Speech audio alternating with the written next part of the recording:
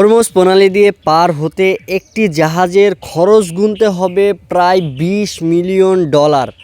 ভাবা যায় হরমুজ প্রণালী দিয়ে প্রায় প্রতিদিন কয়েকশো জাহাজ ডাউন করে।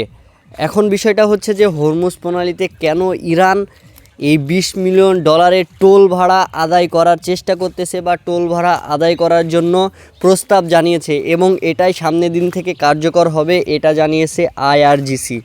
তারা আরও জানিয়েছে যে কোনো জাহাজ যদি বিনা টোলে বের হওয়ার চেষ্টা করে হরমুজ প্রণালী দিয়ে, তাহলে ওই জাহাজের অবস্থা কি করা হবে তাদের কল্পনারও বাহিরে, অর্থাৎ ওই জাহাজকে মিসাইল মেরে পানির সাথে মিশিয়ে দেওয়া হবে, এটাই জানিয়েছে ইরানের ঊর্ধ্বতম কর্মকর্তারা। আর হরমুজ প্রণালীর যারা দায়িত্বে আছে তাদের একটাই কথা যে আমাদের এইখান থেকে যে কোনো ট্রাঙ্ক বা যে কোনো জাহাজ পার হতে গেলেই $20 মিলিয়ন তাদেরকে পে করতে হবে, তারপরেই তারা এইখান থেকে বের হতে পারবে। Desk report, RR prime TV, Dhaka.